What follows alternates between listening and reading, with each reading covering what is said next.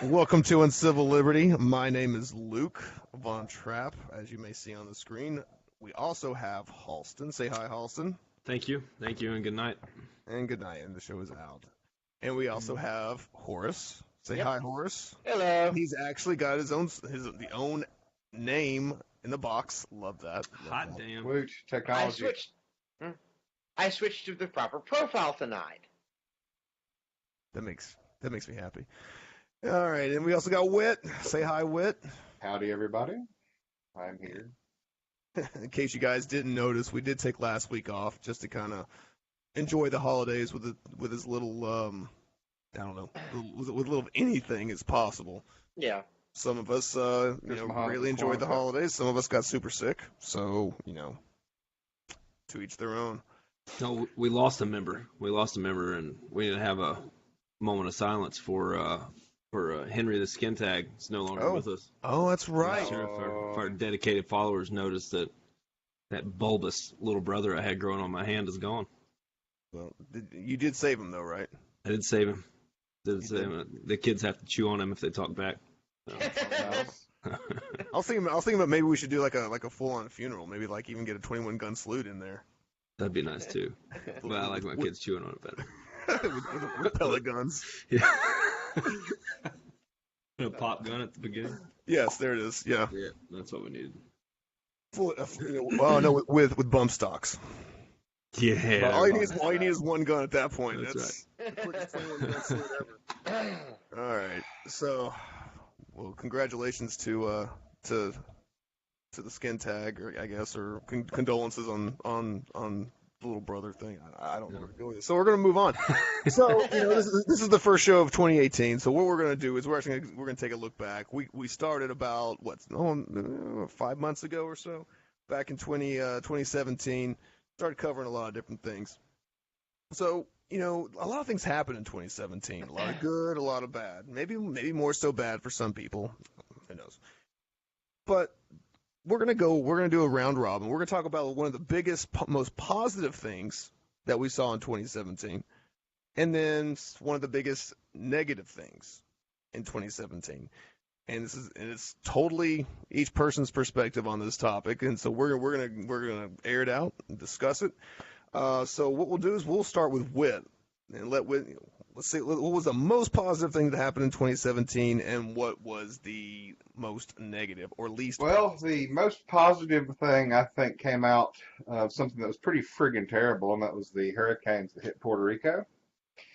However, the positive part of that is that a little known and very annoying set of laws, the Jones Act, or the American Shipping Rules that protect the merchant marines, came up, and those are the set of rules that say you can't ship between two American domestic ports, and that keeps the cost of living on all of the various island places in the American empire ridiculously inflationarily high, because you have to, the way that works out is it makes you have to import everything from outside of the country.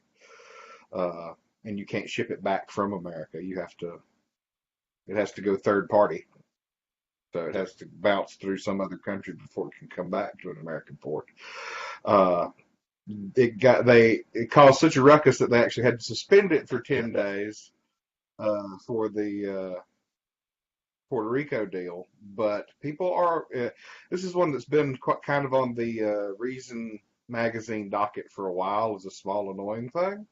But it's really kind of a big friggin' deal for Polynesians that have been sucked in. Like, you try and live in Samoa. You can't, because it is many, many times more expensive for no good reason. So I think that's a great positive that that is now on people's radar, and you've got bipartisan support to break down this old 1920s protectionist piece of crap law. Yeah, see, I had no idea anything about this law. I'll be the first one to admit knew nothing about it. I had no idea that was even a thing. It makes absolutely no sense. So because you seem to know a little bit more about it, are you saying that it's cheaper for our own territories or our own, let's say Hawaii, state territory possession, to actually go to, say, pull stuff from the Philippines than it would be from the Los Angeles port or from the continental 48. Because you can't move directly from one American port to another American port. It has to go from foreign ports. I don't know. Again, this is to protect merchant marine interests and shipping interests. A U.S. ship can go from U.S. port to U.S. port. A foreign ship can't. And the main problem there is that foreign ships vastly outnumber U.S. ships between U.S. ports. There are no ships registered in American anymore. Yeah, it doesn't make any fucking sense why that true. would be. But yeah, they basically force you to, if you want to go from Savannah, Georgia to Miami, you got to go from Savannah, Georgia over to England and back to Miami or whatever. Just as an example. Goofy. Yeah, okay. I can see how that'd be a positive. Almost all of the major, pretty much any ship that is a shipping container ship or a oil ship, even if it's owned completely by an American company, or a Dutch company or a Greek company, they'll be registered out of a flag, what they call a flag colony, where they have these small countries like Guyana and some places in Africa and wherever, where basically the entire business of the country is registering business fleets. Yeah. So you're flying under these, I don't say false flag, that's a different term, but under these flags that aren't really, nobody owns, they don't go there, they have nothing to do with it other than that's where they registered to pay their deal because it gets, good tariff rates. Yeah. And so like I said, that's to say, having that, like I said, a openly protectionist thing start drawing heat from both sides, and that's a good deal. And it's one that could actually get beat down. And I hate to say it, this is the kind of deregulation you might get Trump to bite on, because he has a specific set of things he likes to fuck with. And he's good on, not good, he's not good on anything, but he's shown a willingness to deregulate more than a lot of other people. So again, this is one that could get killed because it would help interior American business. No, that's true. I mean, even if you look at it sounds protectionist either direction. Because that's one thing I did notice years and years ago. You look at a lot of these cruise ships; they're not registered to the United States. There were, I think, back in like the '90s. I know I'm starting to date myself a little bit. Libya was a place that a lot of ships would register because I guess they had easy licensing requirements. Almost like none. So competitive tax rates, and there's a bunch of, same thing as like you go to register a business. Delaware, Wyoming, there's a couple of other states inside the United States where almost all businesses are registered out of. Right. Because of those reasons, So there's, like I said, there's some countries that's their whole business. Yeah. No, I knew that, but I didn't realize that tied into this law. I mean, honestly, I never heard of the Jones Act until the whole Puerto Rico debacle, was in play. I was like, well, but exactly, it's a huge, terrible thing that's costing everybody shitloads of money, and nobody knows about it until now. And now there's light on it. Yeah. And people know about it, and it's being messed with. So I think that's a huge step forward. I think one of the best things about it is probably, well, the best thing about it, other than just repealing a regulation that doesn't make any sense, is there's almost literally no argument to keep it instated. Like there's no way for a Democrat to say, you know what, we should keep this just because Trump wants to get rid of it, assuming he would want to get rid of it. There's no real argument for keeping it around. It doesn't. I mean, almost everything it was written for or to protect or to prevent is basically irrelevant now. It doesn't do anything for Americans, period. Yeah, but think about the political spectrum we live in. It doesn't matter. Trump wants it. We must deny it. That's true. Yeah. I'm not saying that, but they don't have an argument to stand on, as opposed to Trump. Yeah, there's no logic to keep it on the books at this point. If they're going to argue to keep it on the books, it's solely out of spite because it's something that Trump touched. Yeah, this doesn't have anything to do with penalizing companies for dumping toxic waste in rivers or in your kids' playground or whatever the fuck the EPA does. This is just completely ridiculous. I mean, it's just completely outdated. It's 100 years old. Under the Department of Commerce. Yeah, I can see that. That's in the Department of Commerce. Honestly, is like one of the most bullshit departments we have. That's something that a lot of its function can be kind of scraped and then dumped into Department of Interior as a subsection and pretty much just free up a whole bunch of manpower. Yeah, I think there was a Reason article like probably 3 years ago that came out and said the Department of Commerce could basically be split down the middle between Interior and Department of Transportation. Oh yeah. Almost all of it. Yeah, that's the thing too. Department of Transportation is another one that you could start if you start actually nitpicking. You'd be like, okay, we can actually kind of trim this one down a little bit too. Hand this back to the states. Hand this, and this, and then push it over. That actually segues into my negative, if we want to do that. Oh, it's perfect because I don't even know what your negative is. So let's do this. My negative is that they just went on ELD, meaning that all truck drivers must now use an electronic log system that has one specific set of regulations, how many hours you must be on duty and how many hours you must be on duty on down the line. Well, here's the thing is that set of regulations, yes, it is intended to keep people from driving tired, which, an 18-wheeler with a tired guy at the wheel is extremely friggin' dangerous. I'm in no way saying that is a good thing. But the way that it works out is if you literally have, if you have 10 minutes left on your before you get home and your time runs out, you have to stop and park 5 miles away from your house and sleep in the camper with the thing. Another thing, it doesn't take into account the fact that there's more than one kind of thing being hauled. Okay, so it's 12 degrees outside right now, and you're coming from St. Louis, Missouri, with a truckload of chickens to go to the processing plant in Texas. Is it really a good idea to have for those chickens to stop on the side of the road for the next 12 hours? Right. Oh yeah, that's true. Yeah, it's gonna drive some prices up for sure because there's gonna have to be these interconnects where back in the late 1800s and mid 20th century, early 20th century, where they started building new train depots all over the place because there just had to be new places to hook up new cars, and that's going to be kind of the same thing we see here. It's going to be new trailers being hooked up all over the place. You're going to see more truck stops popping up, which may be good for business, but it's not going to be good for truck drivers. It's not going to be good for us paying for chickens. Consumers, no. No, I mean I knew when I was driving a truck, that was one of my many careers. I knew a lot of guys that were driving for Warner who used electronic logs back then, and they loved it. But at the same time, they're not driving reefer trucks, they're driving dry goods. So it's really not that big a deal because there's not that understanding that your shit's just going to fall apart if you got to stop, or they're probably shipping lawnmowers or vacuums or whatever it is. But so again, it's a massive study in the law of unintended consequences is what it is. There's so many different things that they're moving around in those trucks. There's no damn way they can write a comprehensive set of rules that'll fit inside of a computer box. No time realistic.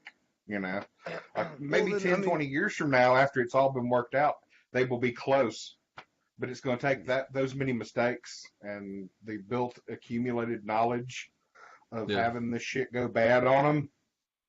Yeah. Like that's well. The question I have though is because there are teams. Like I don't know much about trucking. I've never been a trucker. I've never claimed that I have ever driven a 16-wheeler or whatever, 18-wheeler.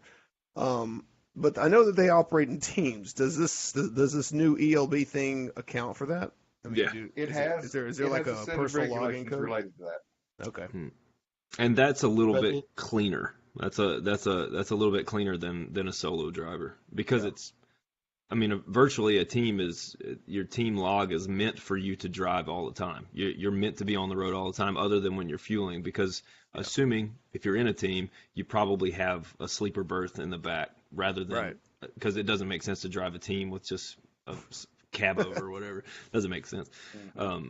But so the log does have it's better for team drivers, and it's better for team drivers. That's all you can say. Period. Well, go ahead. I'm sorry, Horace. Two people inside the truck. Yeah. Well, from what I have seen of the rules, you're still going to have more downtime now, though, because you have to have 12 hours down a day, I believe, which means even if you drive, 8. I think you only drive 10 hours max. Drive 11. 11 hours or 550 miles. Okay, say 11 hours. You're still going to have an hour of downtime a day guaranteed. Actually, 2 hours guaranteed, because there's no way to jump over that 1 hour on each side. So it's still going to affect them. They're unless it's changed. I mean, I haven't driven a truck since 2005, but then it was like I would drive for 11 hours, obviously stopping for fuel. There's two different sets of rules, right? You can drive, and I'm going to say this wrong because it's been so long, but you can drive for 11 hours and then take 8 hours in the sleeper berth and then drive for 11 hours again, which makes your schedule just completely irrational. Or you can drive for like 5 hours or less, take a 2-hour break, and then you can drive the remaining part of your time, which is, I think you may get a little bit of extension. Like you can drive 5 hours, take a 2-hour break, then drive 8 hours, but your next break has to be 8 hours or longer, something like that. I can't remember exactly. I'd have to look it up. Well, I remember looking at the ELB rules because I got a couple of friends on Facebook who were truck drivers, and they posted all about it because they're hating it with a passion, especially the one that goes all over the country. Yeah. The rules are ridiculous. Whether it's it hits the long haulers way worse than it hits the locals, from what I gather. Again, I'm not a truck. Well, that would make sense. That would make more sense. Locals. In full disclosure, I may be talking out of my ass because, like I said, it's been 12 years since I've been inside a truck. So these ELB rules for how long you could drive and whatever may be completely different. I just talking from way back. I want to say it limits to either 8 or 10 hours a day, and then you have to take 12 hours off. So that gives you time to get 8 hours of sleep, eat, stop, do whatever else you need to do. If you want to take a shower at the truck stop or whatever. Hit one of those little porno shops next to a truck stop. I don't know. That's one thing I've never really understood is why there's so many sex toy shops next to truck stops. I mean, I've never driven a truck, so you just have this urge to stock up on silicone toys or what? Yeah, man. Throw in that butt plug and start shifting gears, baby. Grind it till you find it. Works more ways than one. That's just one thing. I've actually never seen one set up like that. Oh my God! Start driving to Tennessee sometime. Yeah. There's that first one not the first exit. The booby bungalow. Yeah, that's right. Yep. You got the booby bungalow. You got a strip joint, truck stop, and you also got a porn shop. And Miranda's is right there. It's like I'm just saying. It may be this. It's the exit of sin, is what it is. Sin and gas, sin and diesel. And then you got the Cafe Risqués in Florida. Oh yeah.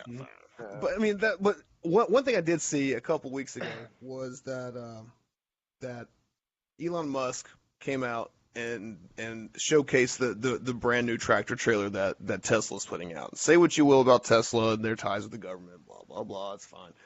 But he was talking about the technology that was built, that it's actually an electric tractor trailer that can still pull the weight and actually go from 0 to 60 a lot faster. But it's also has that automatic drive feature in that. Yeah. Well, Mercedes has been developing something like this in Germany for probably about the last 10 years, because when I first started getting into insurance, I started noticing that there was a lot of studies going on how to do this automatic drive for tractor trailers. So, I mean, I guess, with this new law, it's going to have to end up changing down the line if the trucking industry starts adopting these automatic driving vehicles and utilizing this technology. Granted, Tesla's technology is not 100%. A couple of years ago, they had some problems. Cars were running into things. They're not going to trust it with a tractor trailer unless there's a lot more documented proof of the auto drive actually working. Yeah. But that's when, as technology advances, that's a kink that's going to be hopefully worked out very well. So I mean, this rule, this law may just be a temporary thing and have to reevaluate, because the person's not going to be driving nonstop. They're not going to be driving for 8 hours at a stretch. They'll be sitting there doing their paperwork for half the day. Yeah. Well, I was on that topic. I was reading an article about self-driving cars and everything. And as far as the Tesla semis, I forget how many Walmart has placed an order for, and I want to say UPS ordered 120 of them. I thought it was 200 and something. There's a shitload of them. A shitload. They ordered a shitload of them.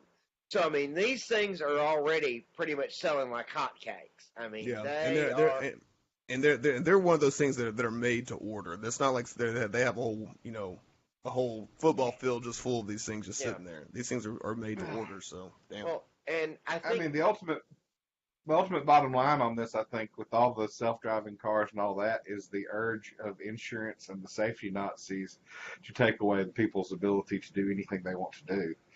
It's going to be where, because of liability purposes, you're not going to be able to drive on a fucking road because you're going to be interrupting the robots.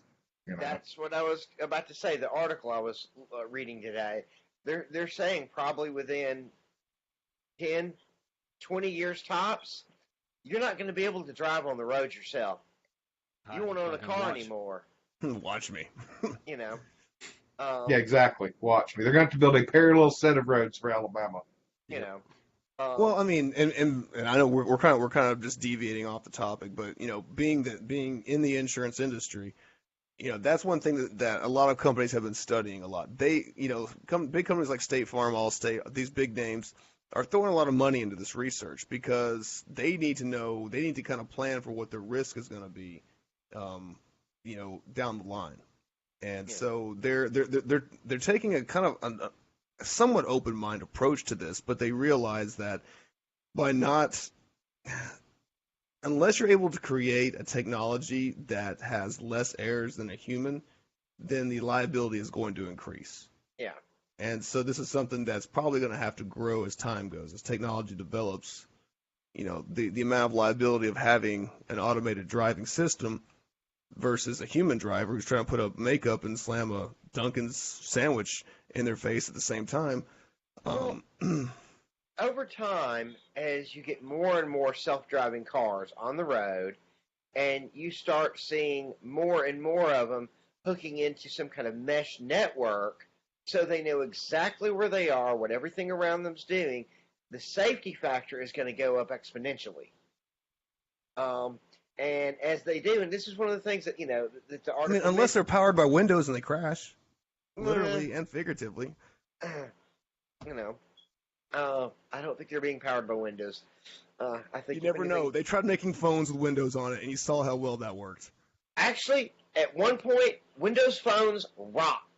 Yeah, I had for about 3 days. For about 3 days. No, I had one back in the day. This was back before Windows. I think it was Windows before CE. It was a really good, solid phone. It worked. Then they upgraded, and it went to hell after that. But no, and one of the points they made is that even if the government doesn't do anything with it, that as safety of self-driving cars increases and the number of wrecks caused by actual drivers, increases, because they can't anticipate what the self-driving vehicles are going to do, and those are going to be more likely to be involved with wrecks with a person who's driving, that liability insurance is going to go through the roof. So that even if the federal government doesn't do anything about it, the cost of insurance may just be what causes it. No, that's possible. Oh. I mean, there's no doubt about that. But let's. I mean, the only reason we have a 21 drinking age for everywhere in the country is because the insurance companies decreed it to be so and bought all their local senators. So I mean, that's how that works. The insurance companies eventually figure out it's going to be too expensive to do it the way that everybody's doing it, and then they're going to want it a certain way, and they'll regulatory capture it into being. Well, as a licensed insurance professional, I will tell you that insurance as a whole, there's a lot of fucking scam to it. Oh yeah, a lot of really sketchy, scammy things that people will be like, "Oh, we have to have this." Oh, well, no, you really don't. That's just they want you to want to have this. But well, it's by definition gambling. I mean, you're at the very front side. You're saying, "I'm pretty sure something bad's going to happen eventually." Yeah, that's a statistical approach. That's the whole underwriting and the actuaries. That's their job, is to figure out the odds of that. But it's gambling on both sides. So stupid to me. Like you're gambling to recoup money that you didn't actually spend, but if you did, you spent more of it. Dude, we could sit here for like a 3-hour show and talk about the ins and outs of insurance. Oh my god, Yeah. awful. I think you and I also probably have maybe more exposure to the inner workings of the beast. Yeah. I mean, would that be I mean, As far as liability, I have no idea. I worked in health insurance for a long time, and I know that it works nothing like any of the rest of that. oh, that's a whole nother show too. Health insurance. There's a lot of things people don't know, and maybe that's a topic that we should actually look at doing, is explaining how health insurance works, especially for people who think that it should be free. I would like to explain how health insurance doesn't work. If we're going to do that episode, I would like that to be my job. There you go. I will be right there. That's 6 years of United Healthcare. I'm more than happy to do a show on this. Awesome. So I'm gonna write this down. Yeah, write that down. The health insurance. Yeah. All right. I can talk. They're gonna get the reaming. I got a decade worth of fuck them built up for that. So yeah. Well, Amanda's been working, in the health insurance industry for 11 years now, and so she knows probably more than all of us combined about the inner workings of how things work. Yeah. So it wouldn't be a bad idea to bring her on and say, hey, look, put together a list of questions and say, hey, look, let's do this. But all right, so that was my two topics. I was gonna say, all right, so I'm trying to steer this back on course. So those are your two topics. Anything else to add to that? No, not really. No, like I said, I thought they were obscure enough to be interesting. That was very, especially the Jones Act. That's actually something we should actually clip out and trillions of dollars, man, trillions of dollars going to no fucking where. We should clip that section out and make that kind of like a little standalone video. Because I would like to do that, because I would like to know if we have any left-leaning people who watch this show or can see this video later on. Just get very unlucky and find it. Yeah. To see if they could actually argue for keeping that around. Yeah, and honestly, if anybody can, they're more than welcome to come on the show. I would love to have a live debate on especially on that one. I mean, that's a shit show of a regulation. Yeah. All right, so let's go. Horace, you're next. Luck of the draw. What's the most positive thing you saw in 2017, whether it's local, federal, international, intergalactic? I don't care. Two things come to mind, and I can't really pick between the two, so I'm just going to go with both of them. One, the open internet order was repealed, so we're going to let the market work again. And there is a downside to that, though. At this point now, it needs to be worked on is regulatory capture at the local level, because without competition, that market doesn't work. Right. So, number two. Okay, so just 1 second. So just to get some clarification, so with this whole net neutrality thing kind of going away, free markets at a federal level, free markets are taking over. The regulatory capture that you're talking about is when only one or two providers can be in a county, and you're kind of stuck with whatever they want. And instead of actually truly being a free market. And in some cases, it's not even regulatory capture by the local governments. It is actually, oddly enough, regulatory capture by the large ISPs and the court system. Okay. Because there have been a number of local governments who have been blocked from setting up their own municipal ISP by the courts when Comcast sued. Well, that was one thing that I did see, like in the middle of the heat of all this whole net neutrality nonsense. You had people coming in who were engaging in the discussion from other countries. One that stood out was a guy from Poland who was saying that, hey, look, we have completely 100% free market on the internet service, and I pay €12 a month for everything, and it's just because from the top down it's 100% free market, so the companies have to compete against each other to capture the clientele that they need, to capture their market share. And so to hear somebody coming from especially a former Soviet bloc country. Well, former Soviet bloc. But on top of that, someone who's attached to the European Union coming out in favor of a free market solution was kind of a big deal for me. I was like, oh, that's actually pretty cool. So. Mm-hmm. Yep. I got a couple of thoughts on this. One, the FCC can kiss my ass in whatever the fuck they're doing because everything they do is wrong. Name a market that they've stuck their toe in that they've improved. Second factor on that is the kind of the sci-fi angle, and that's where you have to have some intelligent consumers, and that is before all this net neutrality shit went in, none of these guys were doing any of the evil, crazy shit that they were talking about. Except, there were some tiny instances but they immediately got sounded out and hounded out by courts. Well, now that people have talked it up so bad, there's going to be some of these companies that think, hey, now that we've got this deregulated, let's go ahead and do that because we have figured out that it can be done. Yeah. Sort of that Pandora's box situation where they didn't that, but now that everybody has raised so much hell about it, well, now maybe they might, To which I say, you have to vote with your dollars. Don't if they decide to do some of that stupid shit, move to the next guy. Right. Yep. Because if they don't have the customers, they can't do it. That's the deal. You're paying them, not them paying you. So you have a duty as a good consumer to keep the companies you're working with acting right. Well, and yes, that under the new rules, they can do that.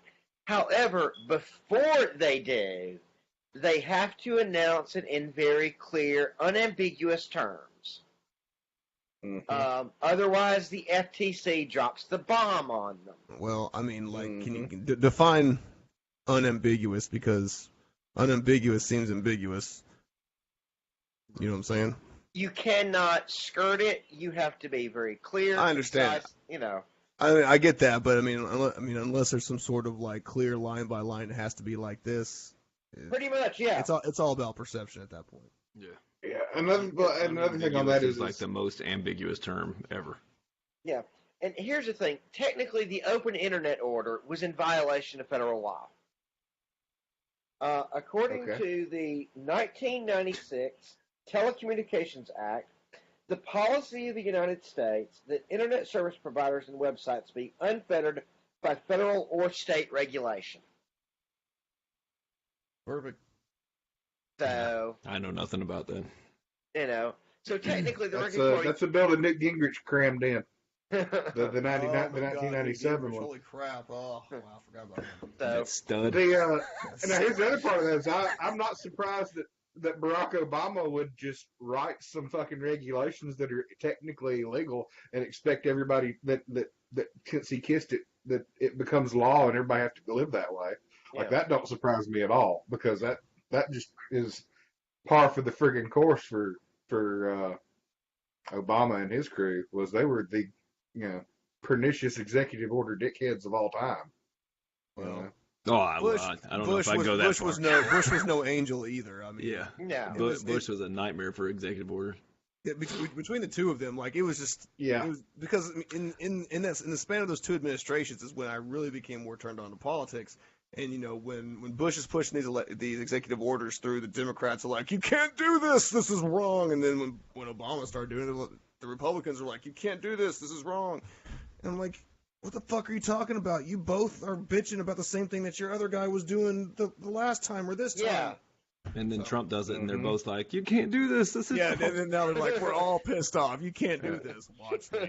I think, you done set the precedent, bitches. I think Obama and Bush, didn't they had more executive orders than the 5 presidents before them combined. I said Reagan had a very high amount as well.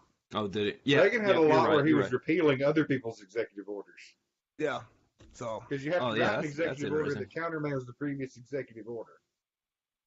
Man, if I was president, I'd be spending all day just being like, "Okay, well, I'm revoking this one." Yeah. Clearing the fucking deck. It's just interesting, and I understand that when an executive order comes down from a guy that you're a fan of, that you jump on that's your winning horse. Your horse can't do any wrong. It's just like a fucking football team, and if he's the guy that you're against, you automatically hate it no matter what it says. I get that, but what people don't understand is that most of the time executive orders have to go against law. They have to. If not, Or they they would wouldn't need have to do there'd it. be a fucking law. You know, like Yeah. if it was such a good idea, then Congress would be like, you know what? Let's just write a law about it. And It if just- there's one thing that Congress loves, if there's one thing that Congress loves, it's writing a fucking law. Right. Yeah. Mm-hmm. And if you can't get Congress to write a law about something, especially when your party is dominating the parliament, motherfucker, like if you can't do that, you don't deserve to write executive orders. Okay, Yeah. when it comes to executive orders, one person rules the roost by a huge margin. Abraham And- Lincoln, No.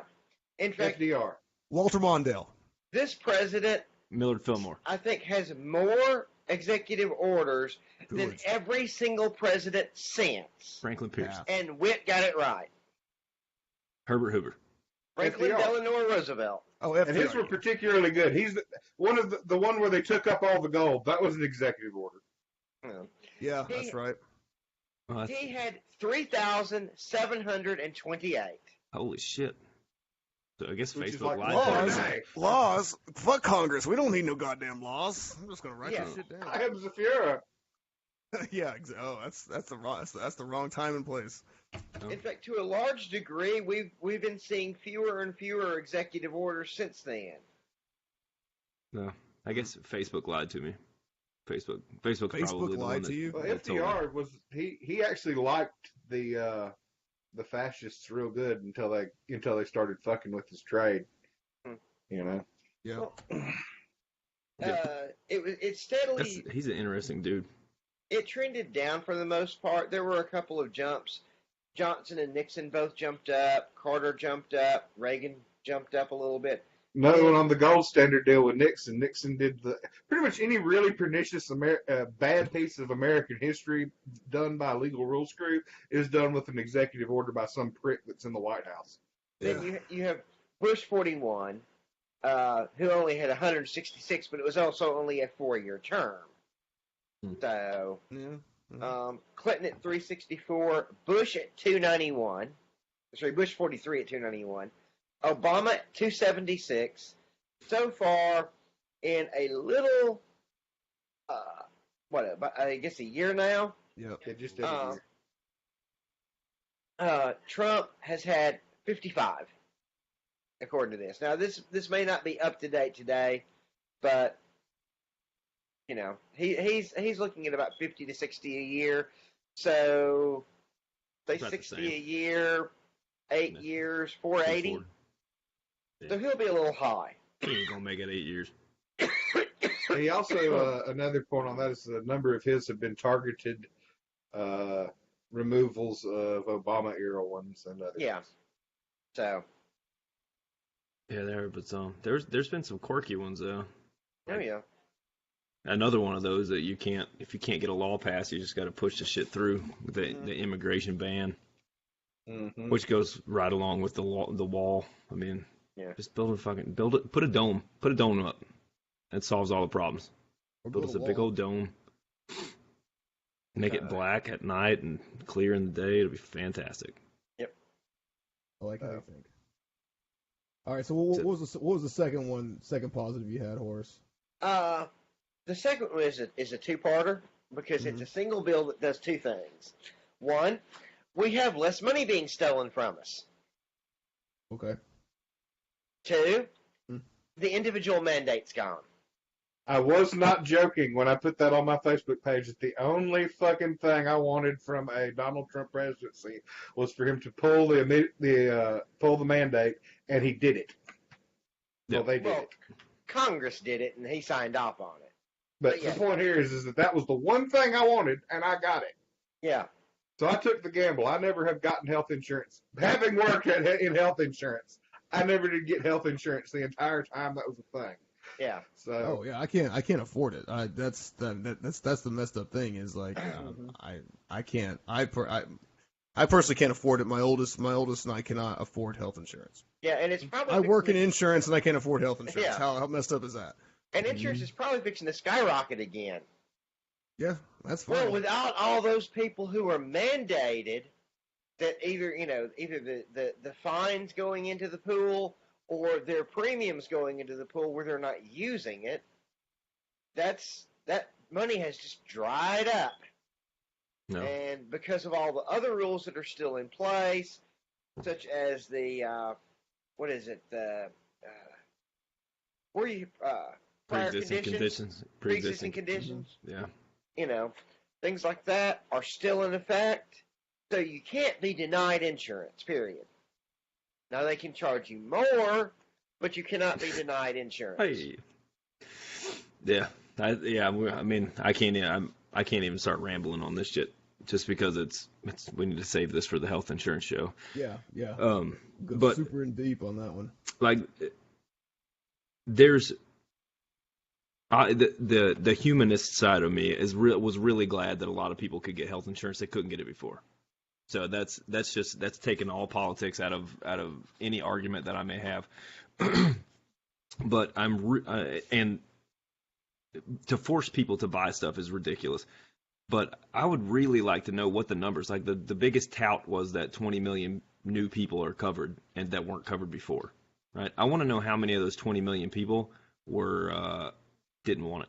They were part of the mandate, but they didn't want it. Some research was done on that, and my understanding is, and the actual number was closer to like between 16 and 18 million new people. Yeah. Out of that, about 10 to 12 didn't want it. Yeah. About 2/3.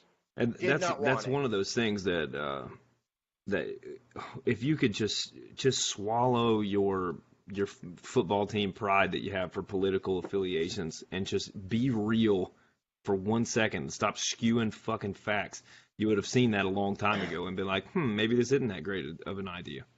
Well, only 1% of the population got health insurance now that everyone else is paying more. Like, yep. Congratulations, you did a great job. Well, call them left, call them liberals, whatever you want to call them. If the only way they can possibly succeed is by skewing things. Truth is not their friend. Yeah, they claim to be the fact-based organization, but the deal with that is that they have to manipulate it all to make appeals to people's feelings on everything. Yeah. I mean, feelings are crap. They're important. They're what make us like human, those but they're a crap way to make policy. Yeah. Yeah. I mean, well, I feel like that's kind of a blanket statement, but when you're putting it in the context of making laws, then yeah, you're absolutely right. It's really hard to make laws based on feelings. That's why I always, since day one, you got to preach that there are people and then there are laws, and I can get rid of all this shit, But when you have these social constructs where it's I want to take care of this people. I really do want to take care of most of the people that I come in contact with that need help, but I don't want to make someone else pay for that. If it's me that wants to take care of them so bad, I'm the one that should step up to the fucking plate and pay for them, right? Yeah. That's my responsibility. If you feel so strongly that you need to take care of people, go take care of them. Don't force people that don't want to. Well, it's easier though if you're having somebody that's pay for it. Right, of course. Yeah, when you make $18,000 a year and you're like, you know what, I think all the people that make $118,000 should pay for the people that make $5,000 a year. Well, of course you would think that because you're not losing anything. Right? Yeah. All the taxes you pay, you get back plus double if you have a few kids. So it's and that's neither good nor bad. That's just something that you need to be real with yourself, and you have these feelings because you associate with people who don't have that much money. Right? That you're making yourself that. If you do have money and you feel that way, that's fantastic. Go spend your money on it.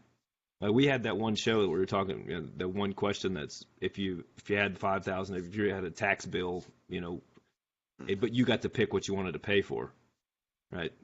I would feel much better about paying taxes if someone said, well, you owe the government $100,000, but you get to pick where it goes. Yeah. So, same kind of thing. If you want to help people, one of the truly pernicious angles on this whole deal is the way via the regulatory capture aspect of how they built the bills previously to the Obamacare bill too, even. But the AMA and the insurance companies have worked very, very hard to push anybody else that could conceivably do and be helpful out of the market. You can't have them. Back in the day, they used to have mutual aid societies, right. Or co-ops, and you could be a member of a hospital, like you'd be. You pay a monthly fee to Subscription. use, Yeah. and that was the same. That was basically the same thing as having insurance. And those are starting to pop back up. Yeah. Yeah, You know, but it's getting harder and harder for them to actually gain traction because of these heavy regulations when it comes to. Yeah, they're having to be very creative with the way they work Right. those things. Because I know there's a lot of like religious med share co-ops that are operating as, you know, they're nonprofit medical sharing programs that, you know, they have networks of doctors. So they're kind of like insurance, but they're kind of not. They're operating more as, you know, if you look at it in the world of insurance, more like a mutual type company. If you're a part of like Liberty Mutual, I'll use them as an example. They're a non-profit company. They're a mutual insurance company where the policyholders are the owners. Kind of the same type of concept when it comes to these medical sharing co-ops. well, what I'm talking about and what they're called, honestly, what they're called is direct primary care. Yeah. Where depending on, you know, some of them you pay a set amount each month, and everything else is covered. And you know, depending on how much you want to pay, it affects, you know, what kind of care you get, how many times you can see. Others, you pay on a per procedure basis, per visit basis. And you know, I was looking at just yesterday or day before a price sheet from a direct primary care. X-rays 25 to 45. MRI is like no more than 550. I mean, I personally use a very, very good doctor who that's what he does. That's his racket. He only got when I started going to him, he didn't take insurance at all. When Obamacare came in, the state of Alabama mandated he take Blue Cross. He was gonna lose his state of Alabama license. Mm-hmm. So he takes Blue Cross of Alabama, and that's the only insurance he takes. But here's the deal with him. It's $70 every time you walk in his door, whether you got a splinter or AIDS. The visit is $70. Period. The end. Unless you have insurance, then it's your standard copay. He's got a sandwich board, or literally like in a sandwich shop, on the wall.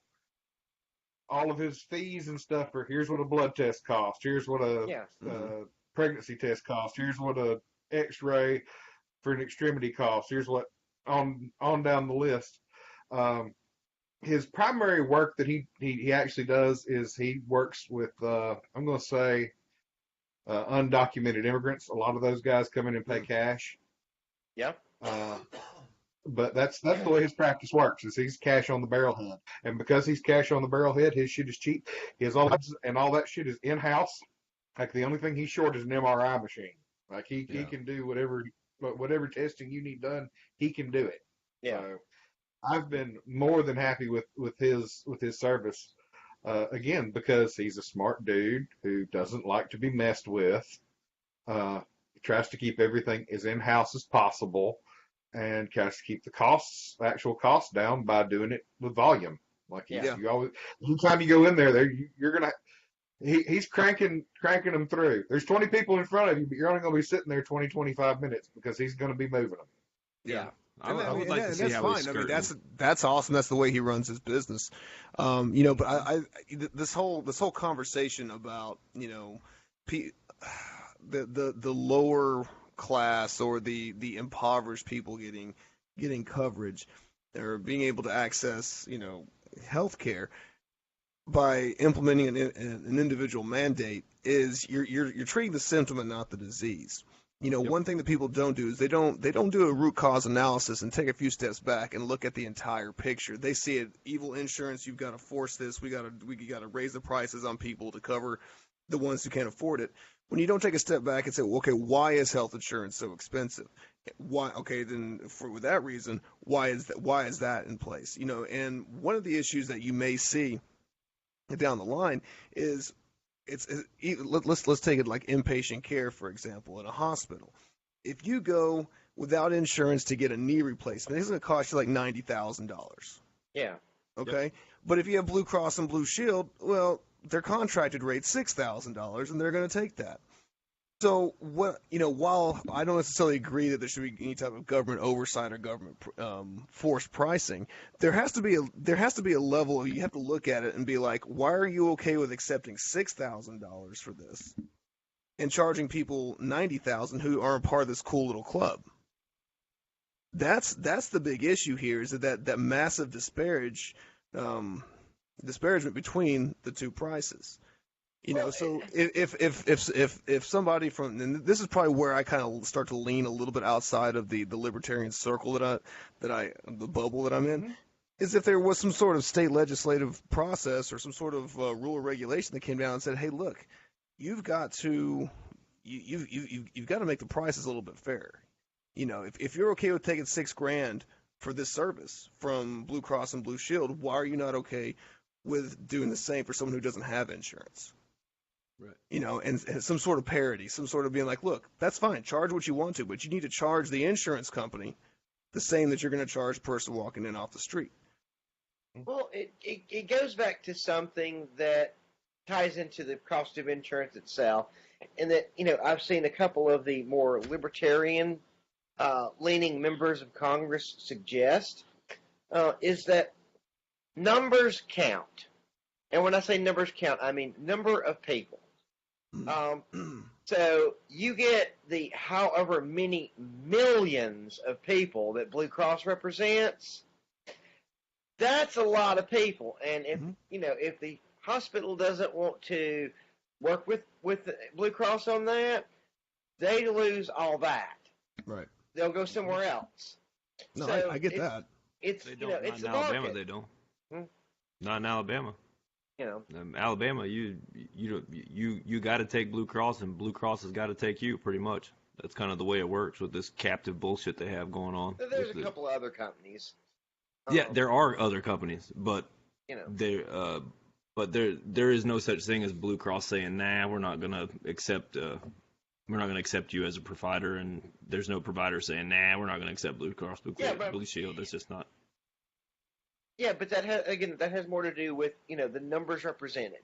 Just like some of the more libertarian members of Congress, as far as healthcare reform, what they want to do is they want to open it up so that groups can form together. Say across the nation, 10 million people decide to join forces and start their own little thing and negotiate as a 10 million member group with Blue Cross. Okay, now that's something that a lot of it has to do with the way state insurance law, and this is probably a topic we could cover a little bit deeper. But we're going pretty deep tonight. Seems like it. But one of the tenets in the majority of state laws is that you cannot form an organization for the sole purpose of insurance benefits. That's kind of like, and that's not at a federal level. That's more at a state level. Yeah.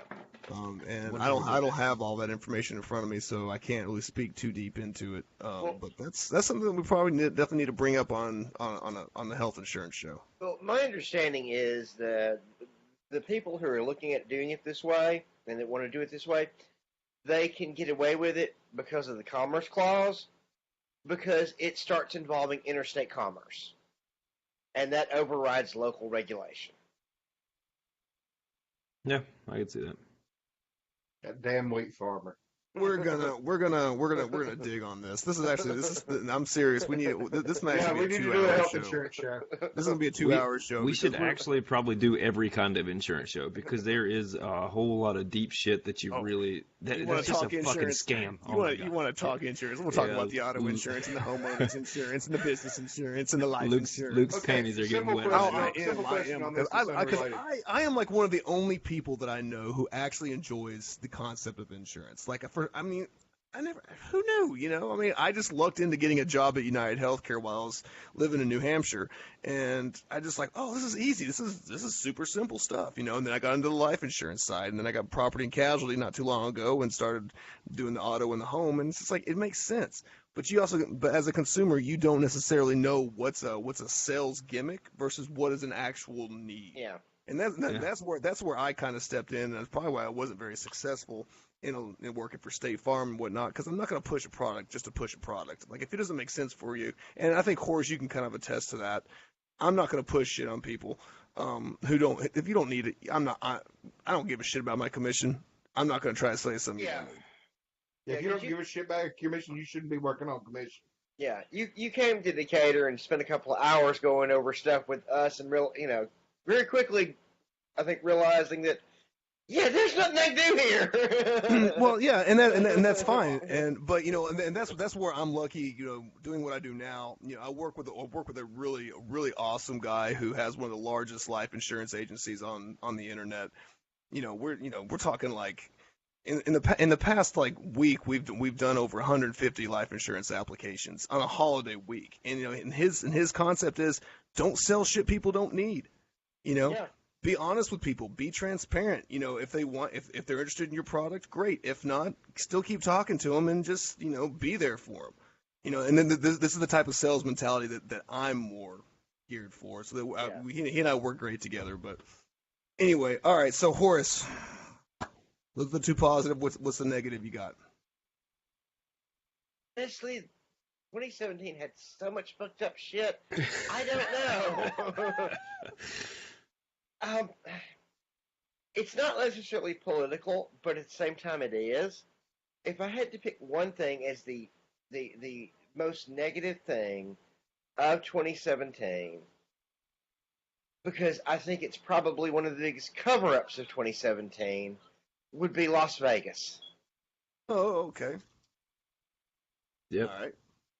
No Because matter how there's you still- slice Anybody that wanna deal, speak on conspiracy that one? theory or not, Las Vegas PD is a bunch of ball fumbling, camera hiding.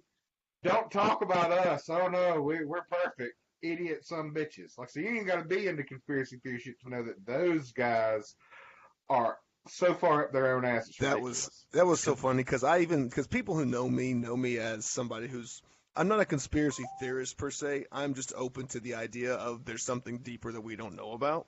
Mm-hmm. And so when shit doesn't start adding up, I'm kind of like, this doesn't make any sense. There's no logic here. This doesn't make any sense.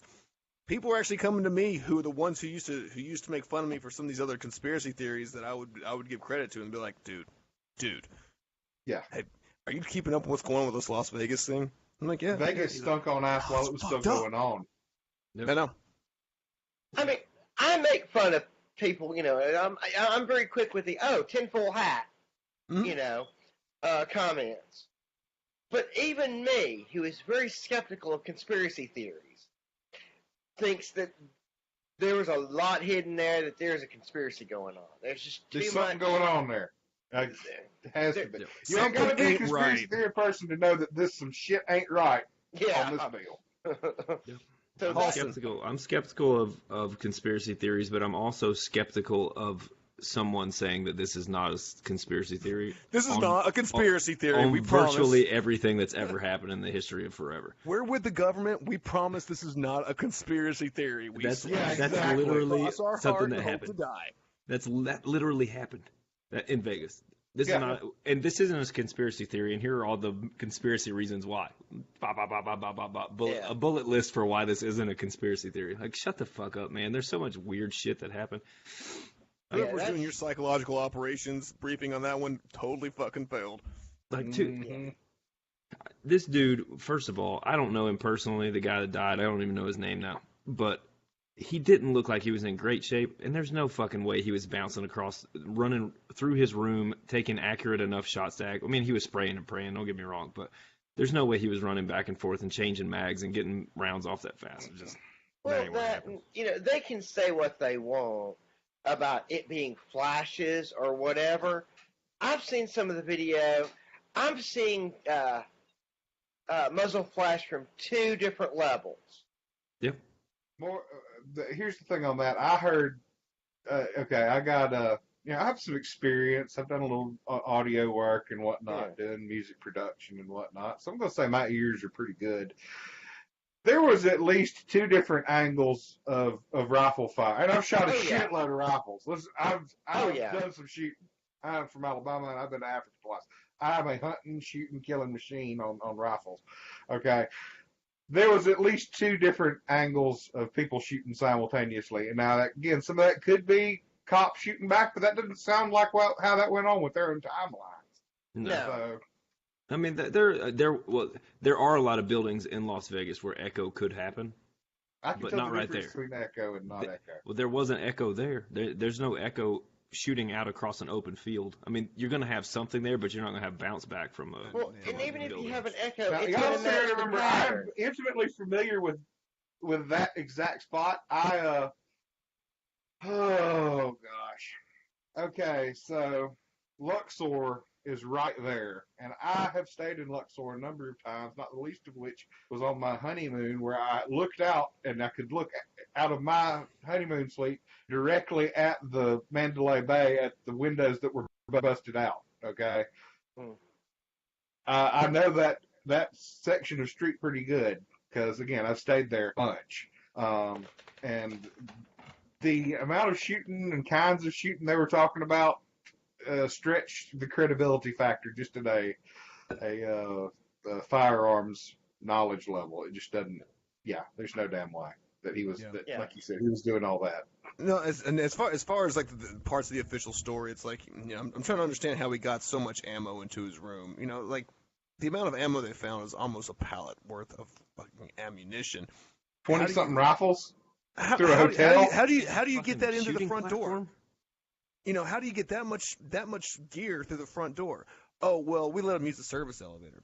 I don't know how many hotels you have been to, but every single hotel I've been to, I got 4 kids. All right, I travel deep with a lot of shit. I have yet to ever been offered to utilize the freight elevator, the service elevator, to be able to haul all my shit into a hotel room. I have, but only because I have had musicians with loadout gear and all that kind of shit. Like you're talking a whole band's worth of shit. Yeah, that's different. He wasn't traveling with a band. He was not part of the Rolling Stones. No, this was a stone dude with his Filipino girlfriend and 28 rifles and like you said, a pallet of ammo and. Look, I can get 28 rifles and a pallet of ammo into anywhere, pretty much. I know I can. Yeah. But I know I can't do it in front of all those cameras and be a 50-something or 60-something-year-old man. That doesn't know how to shoot shit. Right. He doesn't know how to shoot shit. He had one pistol. His brother said he had one pistol and a rifle. Like his whole life, that's the only thing he ever knew about. So now all of a sudden, this dude's gonna go get a bump goddamn stock. tactical Timmy. He's a millionaire, yeah, tactical fucking Timmy and his little bump stock shit. He's a millionaire, so he could easily, if this was one of his big plans or whatever they're trying to say it was, he could have easily applied for a tax stamp and got a short barrel rifle or a fully automatic rifle or whatever and been able to afford it. I mean, it's just this shit just ain't right. But back to him being an older man with a lifetime of no knowledge of firearms other than a pistol and a few rifles growing up. Get the fuck out of here, man. No, get out. No damn way. Ain't no way. Shoot this place? No, not Jim the retired fucking mailman. Yeah, whatever. Real estate guy. Yeah. And then his brother gets popped with child porn like 2 weeks later. Yeah. Now, I will say that they all did in fact look like child molester pervy. Oh yeah, but in all fairness, there's a lot of people in Alabama that look that way. It doesn't necessarily mean that they are. Right. Yeah. You can't run around being like, you look like a diddler, therefore you must be. Yeah. But yes, it's true. But going back to something you said, Luke, about you've never been offered the use of the freight elevator. How many times have you gone in as a frequent high roller guest? I roll pretty deep, dude. I mean, Motel 6 ain't got shit on me. You know, I mean, how often have you dropped, $50,000, $60,000, $70,000 a pop? Even day then. after day. Even then. Where's the video footage? Because I guarantee you there's still cameras in the freight elevator. Yeah. But you're still talking about the Mandalay Bay. You're talking about people that go in there and drop millions. Yeah. And I bet you they don't get to use the freight elevator. I'm just saying when you start it depends. Getting the high roller club, especially if that's the one you go to over and over and over, Yeah.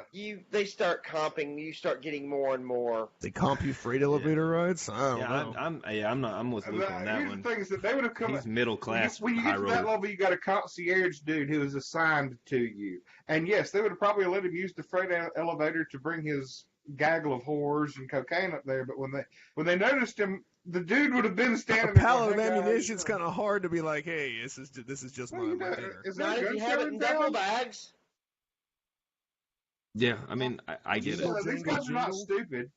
The guys who they hired to do security and whatnot at these top end casinos, they're all former operators, dude. Yeah, these aren't the motherfuckers that are hanging out at Walmart shit, waiting to tase an old lady. These are This is not legit loss dudes. prevention at Target we're talking about. Right. Yeah. Yeah. These are loss prevention agents of the world. Like this is the elite They're like of the one elite step below security guards. hitmen. You know, that's Right. Yeah. Yeah. Actually, probably not. These guys are so good. Probably one can't step afford above. them no more. all right. Yeah. Anything else on the Las Vegas topic? That was a pretty shitty. I mean, that was probably one of the biggest like mass tragedies I would say for. Yeah, well, just at a bonus level, if that was terrible, yeah, that was fucking terrible. Yeah. But the stink factor in if nothing else, it shows the blatant incompetence of humans. Like you can't believe in the government having control of shit if you think that this is how shit's supposed to go. Right. Look at this and tell me that this is a correctly operating system. And one thing that I also learned from all this is that I'm never going to a Jason Aldean concert, and I will say because a week later in Mississippi, someone else opened fire. So what does that tell me? People do not appreciate Jason Aldean's music. I'm staying the fuck away. Well, I mean, let's be honest here. That is some. I'm old enough to be a horrible real country country music, fan. by the way. Jason Aldean is garbage. Yeah. I'll You third that. want to start getting back to like the older country stuff. I'll give credit where credit's due. This pop with the southern twang shit, Yeah, it can go away. ain't happening. All right, so Halston, what you got? What's the best thing that happened in 2017? Despite what everybody thought was going to happen, Trump didn't blow up the world.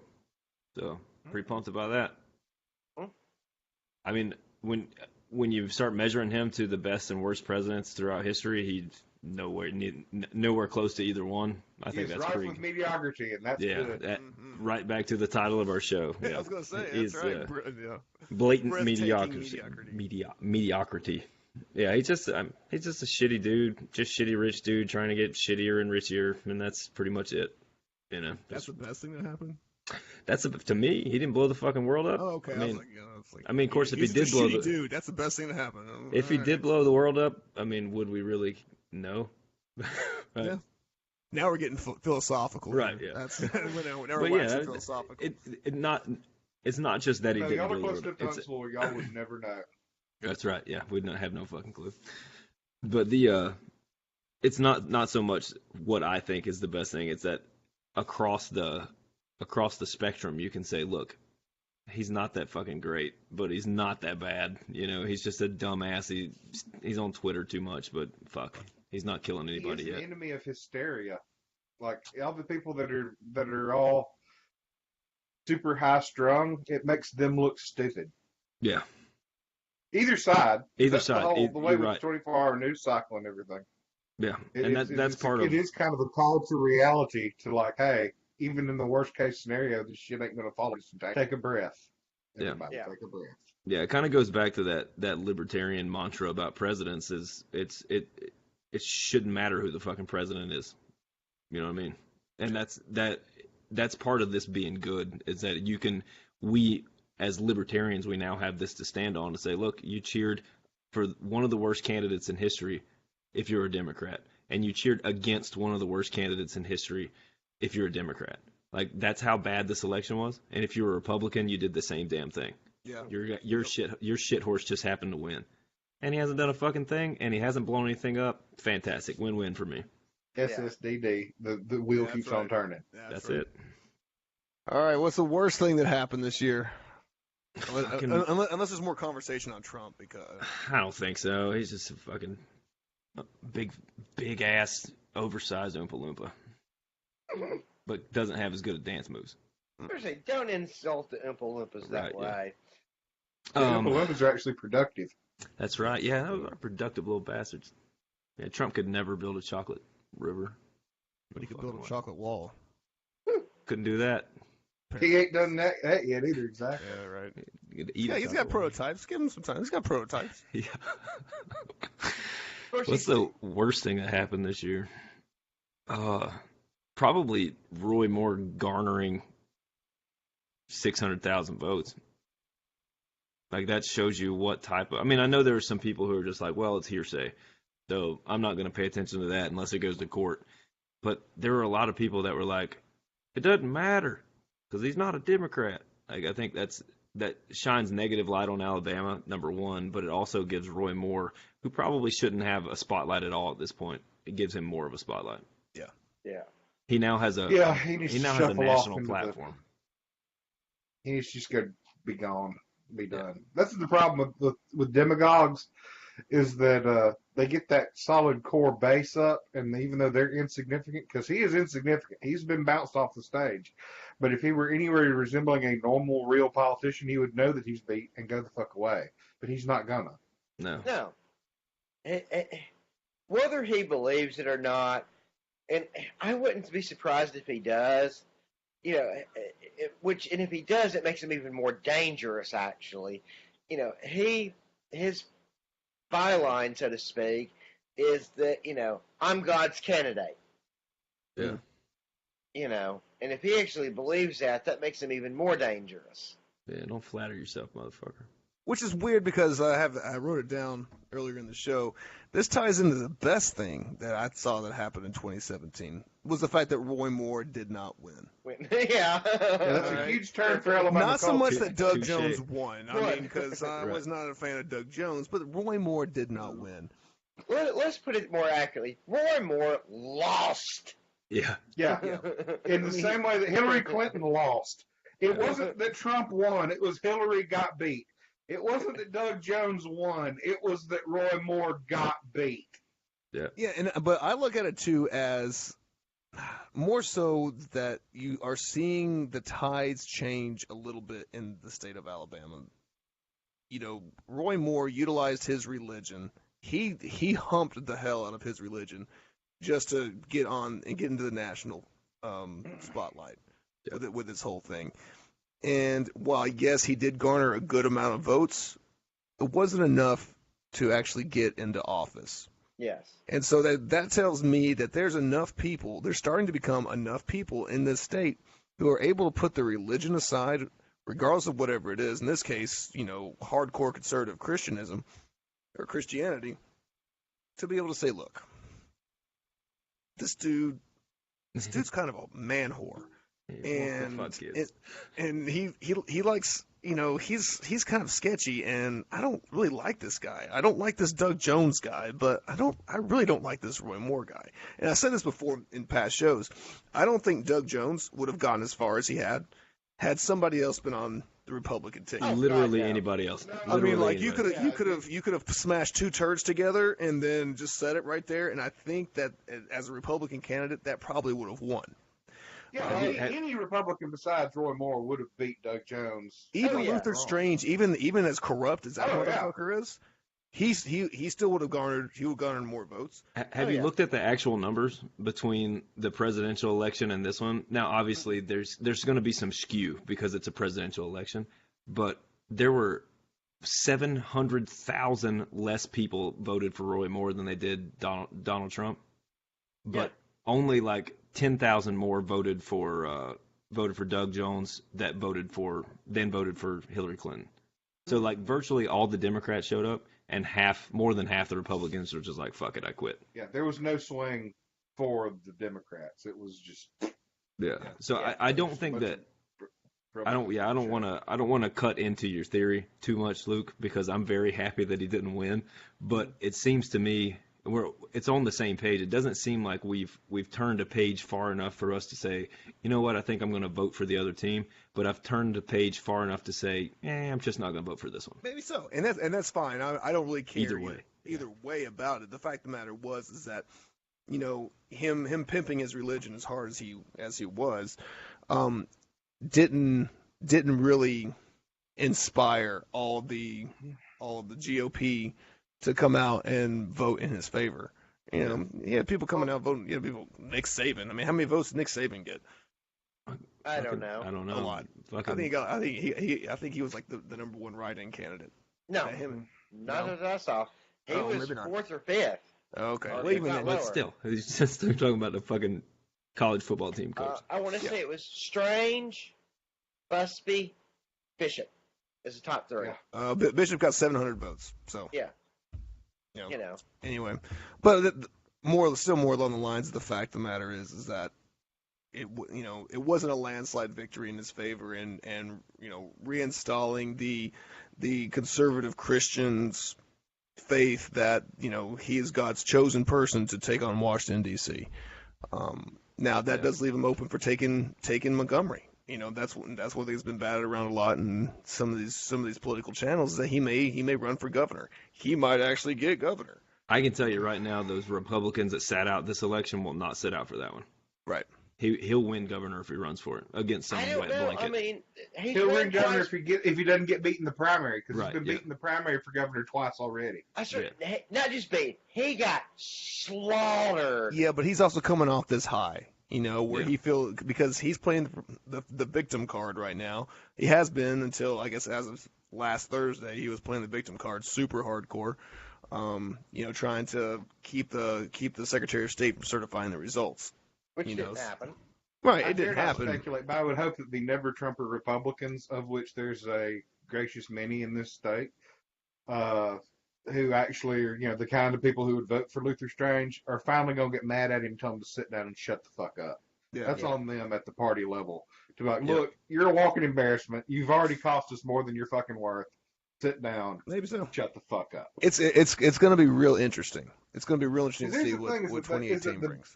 The Jesusarians, the Talibaptists, the ones who want to impose Jesus Sharia law on the rest of the fucking country, they are as locked into the Republican Party as the black votes are to the Democrat Party.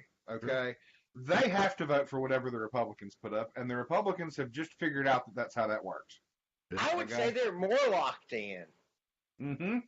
Because I'm starting to see a number of blacks go, y'all really haven't helped us at all in all this time. That is something that I have seen too. Is that there is a level of awakening on the Democrat side where it's just kind of like, why are you pandering to us? You haven't done a hell of a lot for us as a community. But I mean, I still think it's pretty entrenched. The amount of press over this.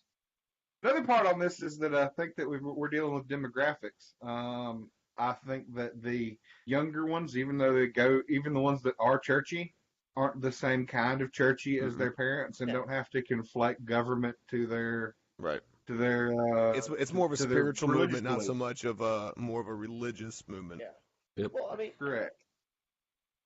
Looking at my age, people my age, I don't have too many friends my age, but of people my age, there seems to be a much higher level of, church involvement in Christianity, even if it's just, for social and, business reasons, Mm-hmm. connections. Club factor. Yeah, club factor. But as you get younger and younger, and most of my friends are below 40, I would say between 28 and 38. It seems to be the prime area where most of my friends fall into. And especially as you get younger and younger, I don't know. I'm not sure if I know a single one that's actually Christian. I know a bunch of them that used to be.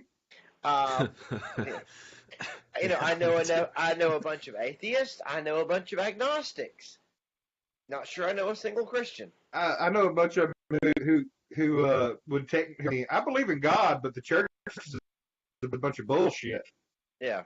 I know a bunch of those. Yeah. Like they wouldn't, So, and then like you said, there's a big upwelling in alternate spiritualities and all that too. I was about to go, and also, a good percentage of them are actually pagan. Yeah. All of the Baptists that I know, age is not really age is just a number. All the Baptists that I know Say that to Roy specifically, Moore. right? Zinger. What? Literally all of them voted for Donald Trump, but none of them voted for Roy Moore. Everyone I know. That's They the all level- think that he's a despicable human. So you have to be a real fuck up to think that he's a good idea. Yeah. And Well, the sham factor. They don't like the deal with these millennials and younger is they don't like being lied to and shammed on. Like they and they can smell the bullshit because the whole culture has been a grinning wad of bullshit for the previous two people mine and horses age and older. It's all been about just everybody shake hands and grin and be nice and respect the office, but not necessarily the man, and it doesn't really matter. Da, da, da.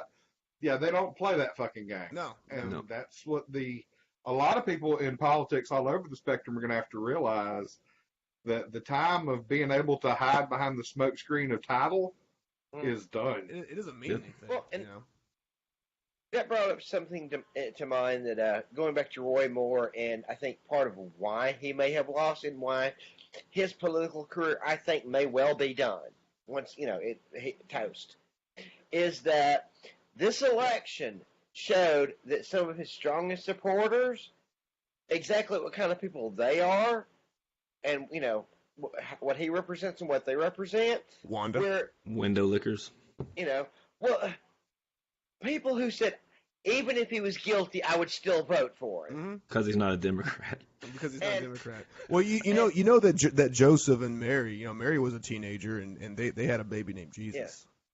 And that Jesus was a Democrat. turned a lot of people off. They're like, "Fuck this shit. Fuck you. I'm not voting for you. Period. I will stay home first." Yeah. Yep. Yep. You're exactly right. So, and I don't think that may change. I think this election irreparably damaged his political career. I think this election irreparably damaged that entire bloc nationally. Yep. Yeah. Mhm. Yeah. Maybe not so much in Alabama because this is one of their high spots, but for places like Kansas or Missouri where it's sort of a waffly situation, it really hurt them bad. Like they're going to be not paid attention to Well, a lot in those places. I think it hurt him here a lot too. Because I think it did. I'm optimistic.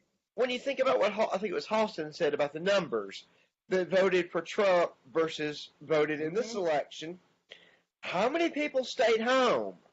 At And least 700,000. At least How many of 700,000. those people, may have looked at this and said, "Fuck this shit"? No, I'm not. No. Yeah, So- I mean, I think you could probably take 300,000 and be like, and say that they never participate in any election unless it's presidential. Yeah. And then you probably got maybe 100,000, maybe 200,000 that were just Trump fanboys that they signed up because they hoped that he was going to come shake their hand and give them a coin. Yeah. But the other 300,000 or 200,000, those motherfuckers are like, I ain't doing this. I'm voting for him. And that Or is a they huge also hit. they also could be the independents because that's one thing. We have all these political parties out there, but the independent voter, and there's a good chunk of them. I would say, in some polls have shown that up to 60% of the American public are classify themselves as independents. They don't have an allegiance to one party or the other, and so I would see that from as an independent looking at this shit show, it's like I don't like any of you guys. I'm just gonna stay home. With this. I do think that, since it's demographics and you can slice out a bunch of different ways, I bet that your standard middle of the road independent Alabamian is going to look a lot more like a Republican anywhere else in the country. Yeah. Possibly. I'm just saying, just as what's the thing that motivates them? Well, I think that probably in Alabama the number one thing's money. Yeah. I think but so, I mean, they're also the kind of people who, they see the Libertarian Party and they're like, I kind of like what they're saying, but I don't really like what they're doing, so I'm not even going to lean that way, And so That's another show. Well, they had that stink of loserdom. That's enough. That's several more shows. Oh God. Yeah. No lie. What was that? What was that comment? Say it again, Katie. You're gonna need another hour. Okay. Yes. Thank you, Will Anderson. All right. Moving on. All right. So that was the best thing. That was Halston's worst, my best. Roy Moore, the Roy Moore topic from just different angles. Yeah. Worst, Jeff Sessions. Yeah. Yeah. Jeff Sessions is a boil on the anus of the United States. And the fact of the matter is that he, for some reason, Trump hired him and won't fire him. It's just horrible. He's just a complete total blight on the criminal justice system as a whole. Yeah. The big thing with me is the private prisons and the wanting to double down on frickin' what's it? Asset forfeiture.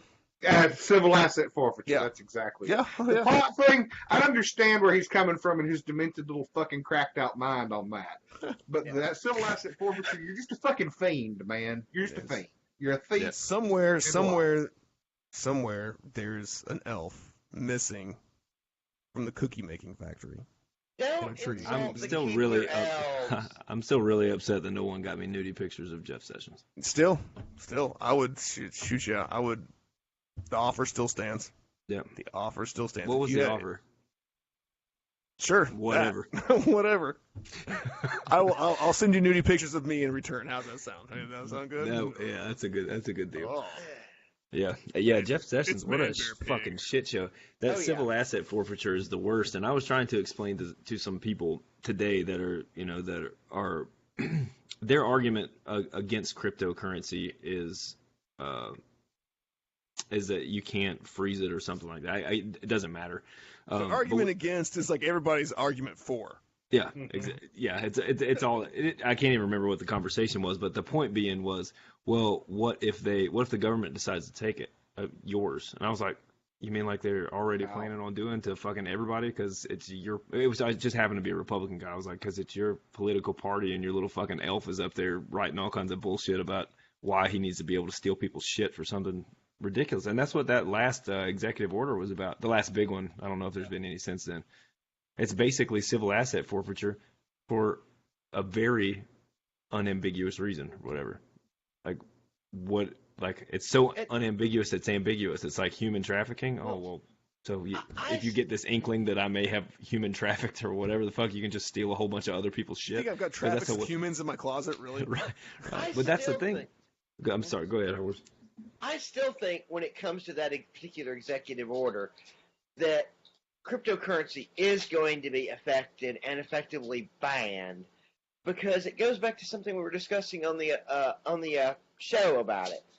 What is cryptocurrency now considered to be? Property. It's a commodity, which is a form of property. Yeah. Because it specifically lists property in that executive order. Yep. It's covered. And because it is known that various terrorist organizations use cryptocurrency, they have all the rationale they need. You know what they use Completely. like 1,000 times more than cryptocurrency? US dollars. Yeah, but In actual bundles of And funding. cocaine. Right. yeah. Yeah, that's what I'm Well, saying. that's only Like, when you're it's- dealing with the CIA. That you I'm have just- to- I'm- like why? Yeah, I get that argument. I just and I also believe I believe the same way you do. I think that that's exactly right. They're putting that in there just so they can freeze that or ban it or whatever. But what they don't understand is that it's 1,000 times more likely to be tracked than cash ever will be, because unless you put some tiny microchip in a dollar bill, you can't track it. If I just sit $100,000 down in the middle of a room and someone else picks it up, you don't know what happened. Unless Yeah. there's cameras on it. There's always a digital fingerprint on every single transaction that happens with any cryptocurrency. Yes, but you Just- can bounce it through enough wallets to obscure it. But it doesn't matter. That argument is not there. That it is less transparent or more transparent than the U.S. dollar. It Hey, is come on, eq- Horace. it- Have you not seen Criminal Minds? It I mean, is come on. equally as bullshitty as U.S. dollar. You can equally steal as much and hide as much or whatever as the U.S. dollar. That's the same damn thing. That's why I Well- don't understand why the government would be, unless it's, if it takes over.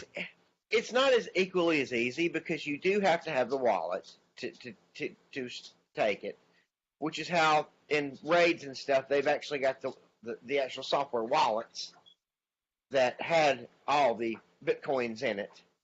Right. Because if you don't have that wallet, you got nothing. Right. Yeah, but You know. it's Like if super you don't have the easy pile to of cash, you don't have none. it's super easy to get wallet information, especially if you're the government, because most people utilize mobile devices, and so because they have deals with Google and with Apple for access to information, it's not that hard to be able to access somebody's iPhone remotely and tap into that app. Yeah, if you're not using like a private wallet, if you're not offloading that somewhere and keeping it on a USB, then you're susceptible to them finding it. Oh yeah. But it's the same thing as burying your cash in the backyard. If they come digging in the backyard and they find some cash, then they got you. You know, it's all the same. It's not like where they can go to a bank, issue an order, and freeze all the accounts. Right. No, it's a lot harder. No doubt about that. You know, so I mean, cryptocurrency does make freezing resources more difficult. That was the kinkiest thing I've seen popping up the past couple of days, because I'm a gold bug, so I'm not in the crypto thing at all, really.